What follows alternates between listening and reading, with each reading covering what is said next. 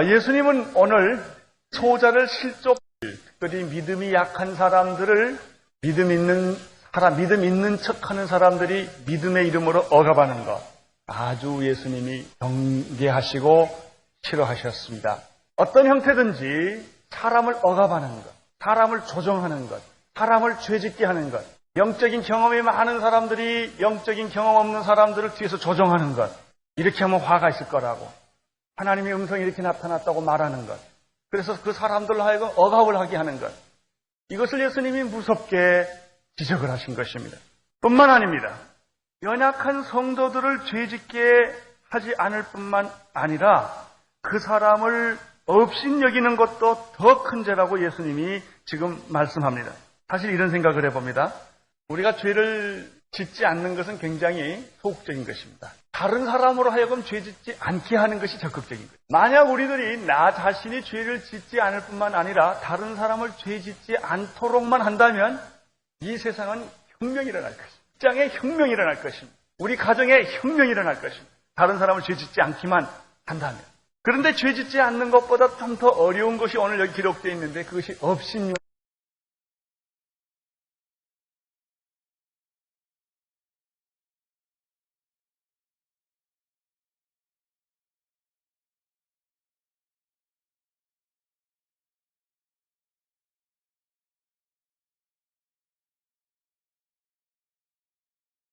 비록 그 사람이 잘못을 했을지라 사도 바울은 남을 판단하는 사람아 물론 누구든지 내가 핑계치 못할 것은 남을 판단하는 것으로 내가 너를 정죄함이니 판단하는 내가 똑같은 일을 사실은 우리는 판단할 자격이 없고 비판할 자격이 없습니다. 여러분 우리가 판단하고 비판할 때 무슨 그 위기에 빠지게 되냐면 남을 비판하고 비방하고 판단할 때 자칫 잘못하면 자기가 하나님 위치로 갑니다. 이게 위기인 것입니다. 남을 비판하고 판단하고 남을 정죄할 때 자칫 잘못하면 자기는 완전한 사람으로 착각하게 되는 것입니다. 오늘 성경은 내 자신이 불완전한 인간이고 내가 그 면에 있어서는 잘났을지 모르지만 또 한 면에 있어서는 정죄를 받을 만한 장본인이 내가 아니냐 말이야. 내가 누구를 욕하고 누구를 정죄하고 누구를 비판할 자격이 있느냐고 성경은 우리들에게 말하고 있습니다. 성경은 참된 크리스천에 대해서 로마서 12장 16절에서 18절에 보면은 서로 마음을 같이하여 높은 데 마음을 두지 말고 도리어 낮은 데 처하여 스스로 지혜 있는 채 말라. 스스로 지혜 있는 채 말라. 아무에게든지 악으로 악을 갚지 말고 어떤 사람이 너에게 악으로 대했을 때 악으로 대하지 말라 그 말. 악으로 똑같이 대하지 말라. 선으로 모든 사람 앞에서 선으로 도모하라. 선을 도모하라. 그 다음에 말이 있습니다. 할 수 있거든 너희로서는 모든 사람으로 더불어 마하라. 쉽고도 오묘한 말씀이요 어려운 말씀. 그러나 성령 안에 있으면 아주 쉬운 말씀이기도. 사실 예수 잘 믿는 사람에서 다 한 형제.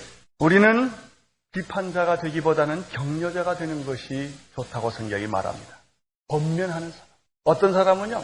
자기가 무슨 세례 요한의 은사를 받았대나요? 뭐 이런 사람이 있어요. 나는 여러분에게 부탁하기를 세례 요한의 은사는 안 받는 것이 좋을 줄 압니다.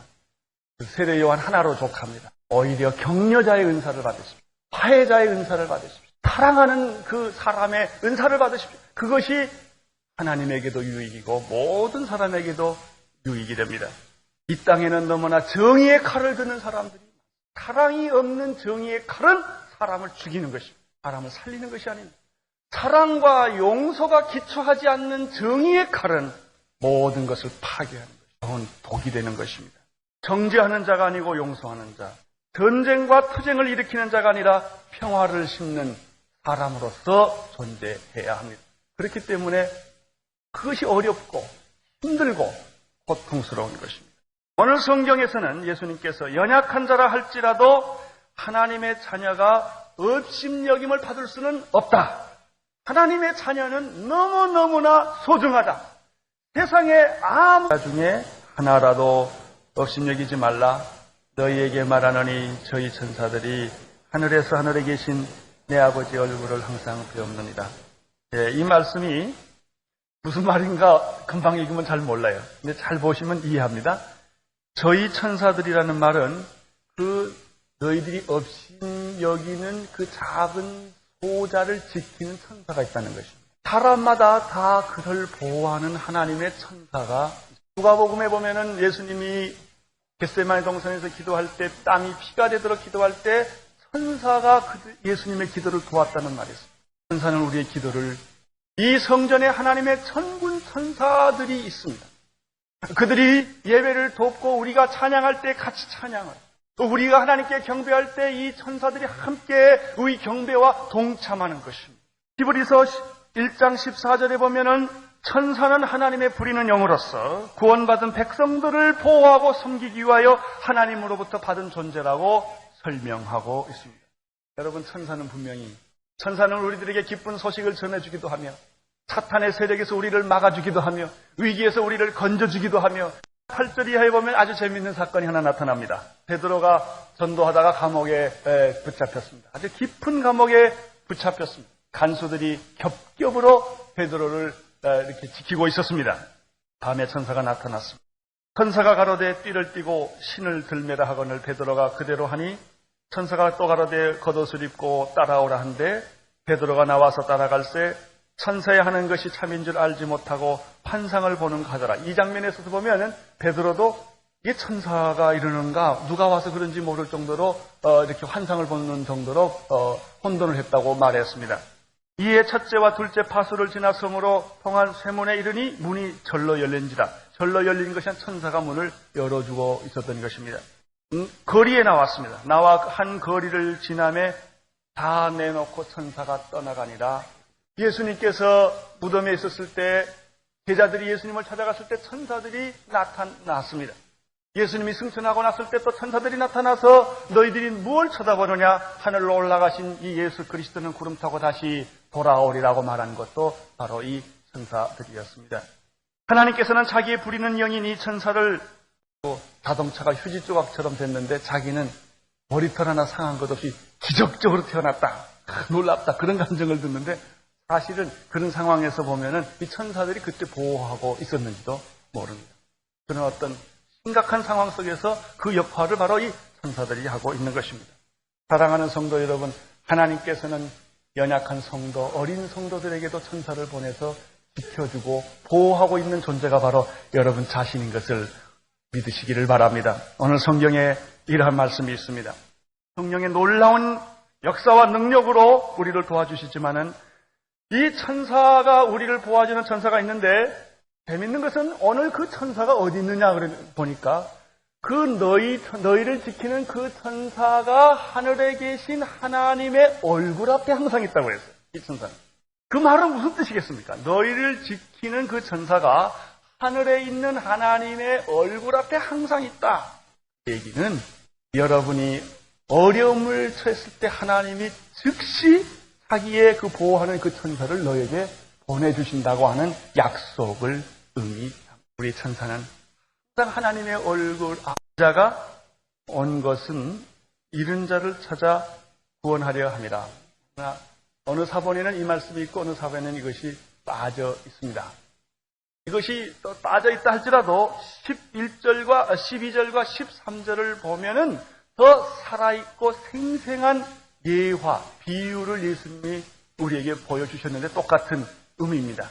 예수님은 잃어버린 자를 찾아 구원하러 오셨다. 잃어버린 한 소자, 세상에서 버림받은 한 소자를 위해서 예수님은 자기의 생명을 십자가에 못 박혀 죽이기까지 사랑하면서 우리를 구원한, 우리는 그런 존재라고 하는 것을 여기서 보여줍니다. 예화로 예수님이 12절과 13절에서 설명하고 있습니다. 누가복음에는 잃어버린 드라크마의 얘기, 잃어버린 양의 얘기, 잃어버린 탕자의 얘기 세 가지가 시리즈로 나옵니다. 예수님께서 이 비유를 들어주셨는데 목자가 100마리의 양이 있었는데 한 마리를 잊어버렸을 때는 99마리를 우리에 두고 그 길 잃은 한 마리를 꼭 찾아서 다시 데려온다는 이야기입니다. 저는 이 이야기만 하면 국민학교 때, 유년주일 학교 때 우리 선생님이 들려주시던 그 속색이는 양도 있는데 그 양들을 데리고 목자가 아침에 나가서 들에 가서 데리고 다녀가지고 이제 먹이고 저녁에 들어옵니다. 근데 양들은 굉장히 재밌는 속성이 많습니다. 세상에 미련한 게 양입니다. 아주 우둔하고 미련하고 그리고 양은 절대 혼자 못 삽니다. 양은 때를 지어 살아야 되고 하는데 그 양을 연구해보면 크리스천의 속성과 양과 그렇게 똑같을 수가 없습니다. 양이 상처나면은 목자의 소리를 잃어버립니다. 병들면 건강하면 목자의 소리를 잘 듣습니다. 그러나 양이 건강을 잃어버리면 듣는 것이 마비돼 버립니다. 양 아주 거기에 복색이고 못된 양이라고 아주 말썽꾸리 양이 하나 있었는데 그날도 데리고 어디를 그 동화 얘기입니다. 그 선생님이 옛날에 해주셨던 얘기. 데리고 어디 사서 이제 먹이는데 그 양이 한 마리 이렇게 보니까 더 깊은 계곡에 더 맛있고 예쁜 꼴들이 또 그렇게 좋더라는 거예요. 근데 목자가 거기가 위험하니까 거기는 가지 말라고 금을 그어줬대요. 그래서 선생님이 재미있는 동화를 해주시는데 그 목자가 그 양이 꼭 하여튼 풀도 좋고 환경도 좋고 그래서 저쪽에 있는 저 어리석은 양들 나는 똑똑하고 잘나서 이렇게 도망나와서 이걸 먹는데 조롱하면서 그날 맛있게 많은 걸 다 먹었다는 것이죠. 한참 먹다 보니까 해가 뉘엿뉘엿졌는데 이렇게 보니까 자기 목자도 없고 양들도 없고 자기는 홀로 멀리 갔다는 거예요. 양이 겁이 덜컥 나가지고 그 사람 또 그런 것도 잘해요. 하면서 그 양을 찾아 돌아다니다가 보니까 암만 뛰어도 집도 모르고 길도 모르고 양 목자도 없고 양들도 없고 근데 밤이 뉘엿뉘엿 오는데 배는 고프고 밤은 오고 바람은 불고 추운데 이제 그때 또 늑대 소리 이런 거 그 이상한 부엉이 소리 이런 거 아주 겁을 주는 분위기를 탁 또 몰고 가요. 양이 그냥 겁에 질려가지고 도망가는데 늑대가 와서 쫓아다니니까 도망가다가 정신없이 도망가다가 그 낭떠러지 떨어져가지고 또 하나 부러지고 깨지고 이제 이런 얘기예요. 그분이 재밌게 설명해 준지 몰라요. 그래가지고 그냥 다들 가슴이 졸이고 그 동화를 들었어. 그래가지고 그 양이 이제 다리는 부러지고 그 목자 이 동화만 생각하면 항상 즐겁습니다. 엉덩이를 하나 탁 했는데 앞만 세어봐도 99마리. 내가 잘못했네. 몇 번을 세어봐도 보니까 99마리. 누가 없나 보니까 제일 말썽꾸리 양 한 마리가 없어져요. 그래서 이 목자가 양을 놓고 불을 들고 무기를 가지고 이제 한밤중에 그 양을 찾으러 물을 건너고 산을 건너고 갈 만한 곳을 양 이름이 개똥이면 개똥아 먼저 이러고 아무리 해도 안 부르는데 찾다 이제 가는데 이 양이 다 죽어가가지고 죽어가는데 어디선가 자기 이름을 부르는 바람결에 하고 반응했다는 그런 얘기입니다. 그래서 다시 만나가지고 찾아가지고 꺼내서 안아주고 메워가지고 이제 돌아오는 그 얘기를 기억이 납니다. 돌아올 때 그분이 그 어깨 메고 돌아오는 표정을 하는데 얼마나 그 동화를 듣는 우리들 마음이 기쁜지 말이죠. 꼭 내가 무슨 다시 회복된 것 같은 느낌을 받아가지고요. 그런 일이 있었습니다. 그런 얘기입니다, 이게. 네, 여기서 우리는 굉장히 중요하고 계신다. 예수님은 99마리 양에 만족하시지 않았습니다. 깊은 밤 삼중에서 헤매며 눈물을 흘리며 고생하는 한 마리의 잃어버린 양에 예수님은 전 생명을 다 걸었습니다. 자기 생명을 다 바쳐서 그 잃어버린 양 한 마리를 찾으셨습니다. 경제적으로 계산한다면 한 마리 양을 구할 만한 가치나 이익은 없습니다. 차라리 그 밤에 고생을 하느니 한 마리 양이 죽어버리도록 놔두는 것이 더 이익이고 더 좋을 것입니다. 그러나 이렇게 하는 것이 바로 세상적 가치입니다. 세상의 기준에 있어서는 바로 이렇게 사람을 취급하는 것입니다. 하나님의 사랑은 99마리가 잘못됐다는 것이 아닙니다. 거기에 있는 것이 아니라 산중에 잃어버린 상처투성이의 한 마리의 양에 하나님의 사랑의 본질이 있습니다. 우리는 사랑받을 만한 가치가 있거나 유용하고 이익이 될 만한 존재이기 때문에 하나님이 우리를 사랑하는 것이 아닙니다. 하나님은 조건 없이 세속적 가치와는 위배됩니다. 하나님에게 있어서는 부자나 가난한 자나 동일합니다. 배운 자나 못 배운 자나 하나님에게 있어서는 동일합니다. 하나님에게 있어서는 온 천하보다 귀한 것이 바로 그런데 우리는 사람을 구별해서 사귑니다. 높은 사람, 낮은 사람, 부자, 가난한 자, 영향력 있는 사람은 더 귀하게 생각하고 영향력이 없는 사람은 덜 귀하게 생각하는 것이 바로 우리들의 참 죄인의 모습입니다. 교회의 본질은 바로 하나님의 이 사랑이 구현되는 데 있습니다. 교회에서는 바로 하나님의 사랑의 이 질이 그대로 존재해야 합니다. 하나님은 한 마리의 가치를, 잃어버린 한 마리의 양의 가치를 우리에 있는 아홉 마리의 가치와 똑같이 생각하신다. 두 번째 이 비유에서 우리가 또 하나 발견하는 것이 있습니다. 그것은 하나님은 우리의 잘못을 조건 없이 용서하신다 하는 것입니다. 우리의 잘못을 하려고 한 곳에 양이 간 것입니다. 교회에 보면 가끔 이런 골치 아픈 양들이 있어요. 아주 제 멋대로 신앙생활하는 사람, 교회 오고 싶으면 오고 가고 싶으면 가고. 인간이 아마 그렇게 생각했죠. 매주일 교회 다니는 게 얼마나 촌스러운 일이냐. 좀 세련되게 믿으려면 좀 몇 달 안 나왔다가 또 가끔 나오고, 또 술 한 잔 먹고 또 예배 한 번 드리고 또 나쁜 일 한 번 했다가 또 예배 드리고 이렇게 해야지. 바로 이것이 아주 속썩이는 양. 한 발짝 넣었다 뺐다 하는 것처럼 그렇게 지금 믿는 양입니다. 여러분, 우리가 고생을 하고 고난을 겪고 그렇게 어려움을 겪는 것은 하나님의 실수 때문이 아니라 여러분의 실수 때문에 우리들이 잘못해서 교만해서 우리들이 버릇이 없어 우리들이 교활해서 이 멋대로 살다가 세상에 가서 이리 부딪히고 저리 부딪히고 이리 깨지고 저리 깨지고 거짓말하고 남을 속이고 도둑질을 하고 악하게 살다가 이리 부딪히고 저리 깨지고 그저 그냥 위가 나빠지고 그냥 술 먹다 위도 나빠지고 간도 나빠지고 그냥 뭐 다 온몸에 상처 투성이 돼가지고 우리를 불쌍히 여기는 것이 더 크다고 하는 것이죠. 절망에 빠져 있는 양이 불쌍할 뿐입니다. 하나님이 보시는 것은 우리 죄보다도 불쌍한 우리를 더 보고 계시는 것입니다. 그래서 목자는 어떤 희생의 대가를 치루어서라도 포기하지 않고 우리를 구원하시기를 원하십니다. 사랑하는 성도 여러분, 하나님이 실수하지 않으셨습니다. 우리가 실수했습니다. 그렇지만 하나님은 우리 잘못 때문에 구원을 포기하거나 하나님의 사랑을 유보하시지 않습니다. 그럼에도 불구하고 하나님은 우리를 찾으시고 우리를 기억하시고 우리를 구원하시기를 원하십니다. 로마서 5장 8절에 보면은 우리가 아직 죄인 되었을 때 그리스도께서 우리를 위하여 죽으심으로 하나님께서 우리에게 대한 자기의 사랑을 확증하셨느니라 라고 말씀하고 있습니다.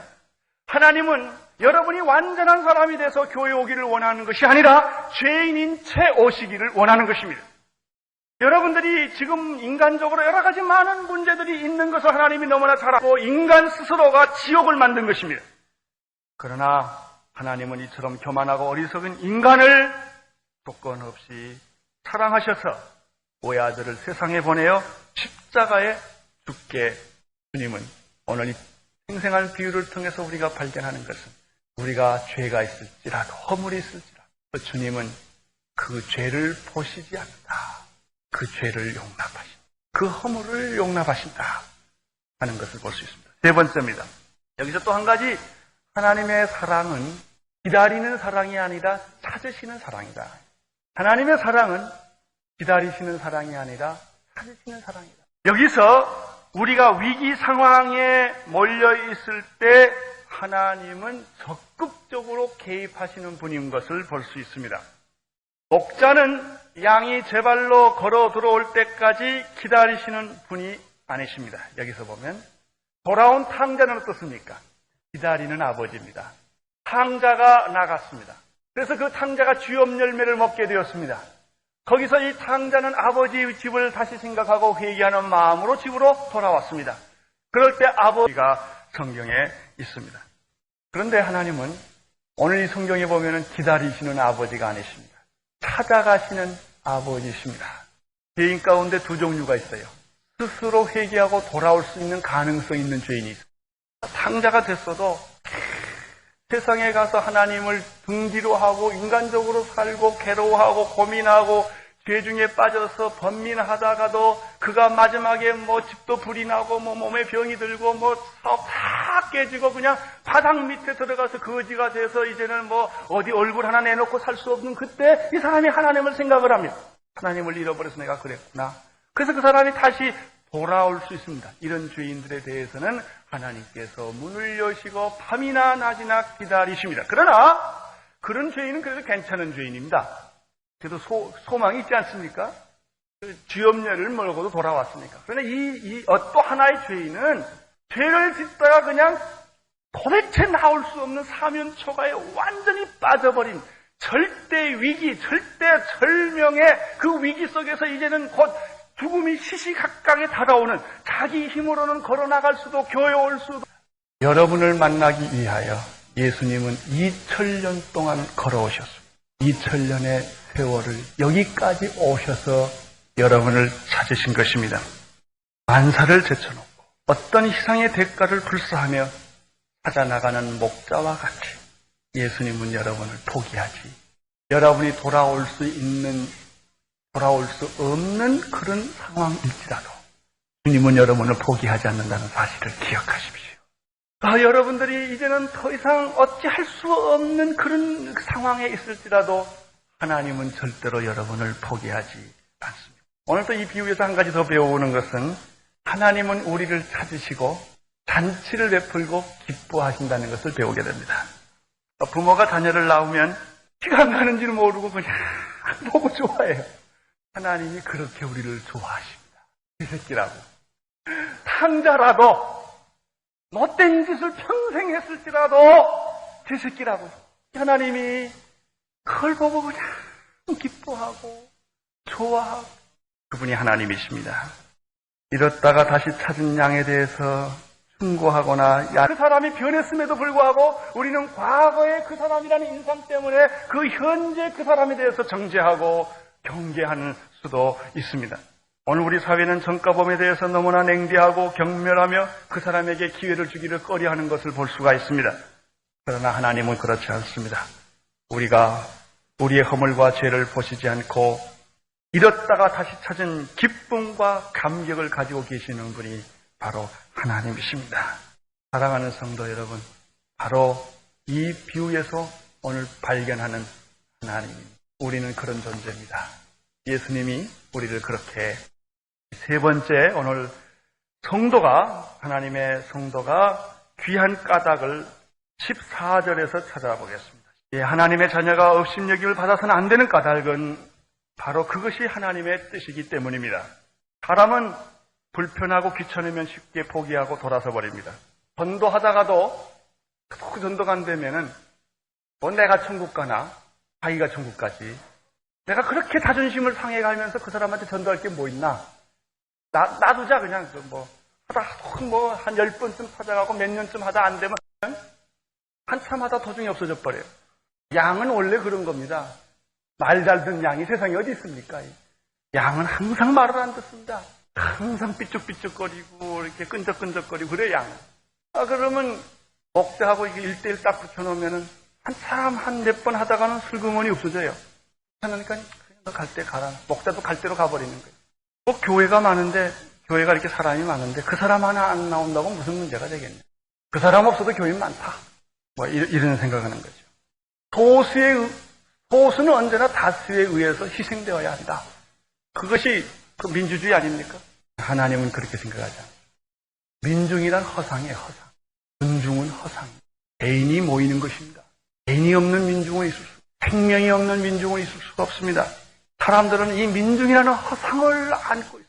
민족이라는 어떤 허상을 안고 있는 것입니다. 여러분, 소수가 무시당하면 다수란 존재하지 않습니다. 보좌 중에 하나라도 잃어버리는 것이 있다면 그것은 하나님의 뜻이 아닙니다. 하나님은 다수에 있지 않고 소수에 있습니다. 하나님은 버려진 사람의 그 사람 때문에 갈 길 가지도 못하고 그 사람 때문에 할 일 하지도 못하고 그 사람이 꼭 이빨이 낀 뭐같이 돼가지고 말이죠. 내 길을 막고 서서 내 인생을 이렇게 어렵게 만들어 놓는 거예요. 그러나 하나님은 그 한 사람에게 관심이 있습니다. 여러분이 포기하려고 하는 그 사람에게 대해서 세상적인 것이 아닙니다. 구원에 있어서 그 한 사람을 하나님은 기억하고 있는 것입니다. 이것이 오늘 성경에서 말하고 있는 하나님의 뜻입니다. 다수에 의해서 소수가 희생당하는 것을 하나님이 원하시지 않습니다. 만약 하나님께서 나와 같은 엉터리, 형편없는 존재를 쉽게 잊어버리고 포기하셨다면 나는 어떻게 되는 것입니까? 생각해보세요. 하나님께서 내 모습 그대로를 평가하셨다면 나를 하나님이 포기했어도 몇 번을 포기했어야 하셨고, 하나님이 나를 버려서도 몇 번을 이미 버리셔야 할 존재입니다. 내가 나를 하나님이 버리지 아니하시고 지금까지 참고 기다리신 그것이 바로 이 한 소자를 하나님이 버리지 않는 그 사랑 때문입니다. 만약 버렸다면 여러분을 먼저 버리셔야 해요. 하나님이 포기하셨다면 여러분의 속에 하나님의 어린 양들이 있다는 사실. 하나님이 자기의 생명을 다 죽어도 구원할 만한 가치가 있는 그 생명이 이북 땅에도 있다는 것입니다. 우리 크리스천의 관심은 단순한 민족의 통일이 아닙니다. 그것도 중요합니다. 민족이 통일하는 것 중요합니다. 그것보다 더 중요한 것은 하나님의 어린 양이 땅에 있다는 것입니다. 아무도 가보지 않는 그 땅에도 있다는 것입니다. 예수님이 그 목자의 비유를 통해서 그 험한 길을 건너서 그 한 마리 양을 찾기 위해서 갔던 것처럼 우리는 엄청난 재정의 대가와 인력의 대가와 이 모든 대가를 치르고서라도 그 한 마리의 양을 건져오는 것이 바로 하나님이 기뻐하시는 것입니다. 그것이 선교입니다. 그것이 선교의 본질입니다. 한 영혼을 찾아오는 것은 온누리교회의 부흥을 위해서가 아닙니다. 하나님의 마음 때문입니다. 성도 여러분, 잃어버린 한 마리의 양을 기억하십시다. 그리고 그를 어떤 희생의 대가를 치르고서라도 찾아내고 주님의 품 안으로 돌아오게. 그럼 잃어버린 한 마리의 양이 있을 때 우리에게 이 마음을 주시옵소서. 하나님의 마음을 주시옵소서. 예수님 이름으로 기도드리옵나이다.